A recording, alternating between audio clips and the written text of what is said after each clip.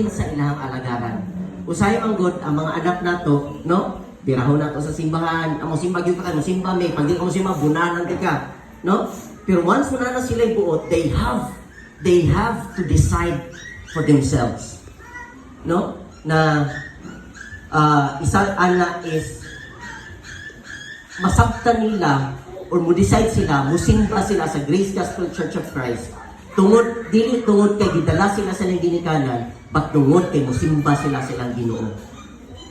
And that thing, kung nagsayon ra kayo pamalandungon, when we look at this verse, as for me and my house, we will serve the Lord. Sayon ra kayo pamalandungon ba na, ako ga akong pamilya, mga alagad sa Ginoo. But when you look at Joshua, when he said this statement, this is backed up by madugo na experience. Gikan sa sinugdanan, pag matuto silang anak, gikan pa sa baby pa sila, nahimong toddler, nahimong adolescent, and given all the temptations sa kalibutan, given all the pressure sa kalibutan, giunsa ni Joshua na pagdala niya sa iyang pamilya to the point that he was able to declare that as for me and my house, we will serve the Lord. Ganahan lang ta sa idea na as for me and my house, we will serve the Lord. But usay kaligtaan nato ang proseso na moabot ka sa punto sa imong pamilya, ikaw o imong pamilya, mo declare mo that as for me and my house, we will serve the Lord. And I believe this is kini siya na statement, kini siya na line of Joshua. This is the conclusion, no? The conclusion sa iyang kinabuhi, kauban sa iyang pamilya, sa gialaw ni God na ma-experience nila, gikan sa sinugdanan, experience si Joshua, gikan pa sila sa Ehipto, no? Gidala sila sa wilderness, siya ang nag-lead after namatay si Moses, siya gipiyalan si Ginoo, yatagan og dako kay na role, no? Na responsibility to cross the nation Israel, no? To the Jordan River, muadto ngadto sa Canaan, to conquer Canaan. And it was a very huge responsibility na gihatag ni God sa iyaha. Just imagine Joshua is a leader sa nation Israel.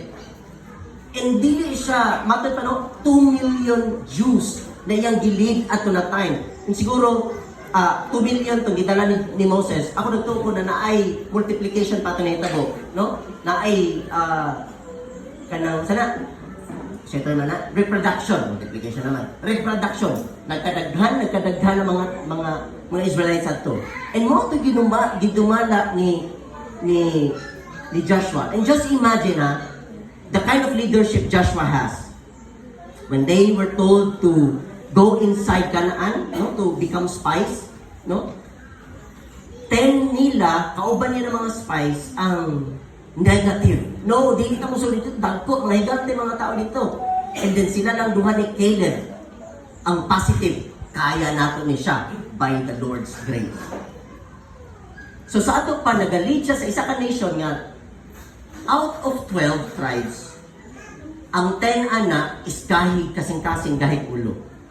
And here comes, naa siya responsibility sa nasod, but at the same time, naa siya dako na responsibility sa iyahang household. Right? Pero just imagine, giun sa pagtabok ni Joshua, dili lang sa Jordan River, no? Nakabalo ba mo na pagtabok nila sa Jordan River, napikas po ng tubig? Kabalo mo na, no? If you read the Bible, dili lang ang Red Sea ang natunga nga niagi sa malang na tubig ang mga Israelites, even sa Jordan River. So ano na siya, information. So wala lang niya gitabok ang iyang nation Israel, ang iyang pamilya, gitake care po ng pamilya, gitabok niya to Canaan, no? But ang pag-embrace niya sa responsibility, ingon nga amahan, head of the family, wala gyud niya gipabayaan.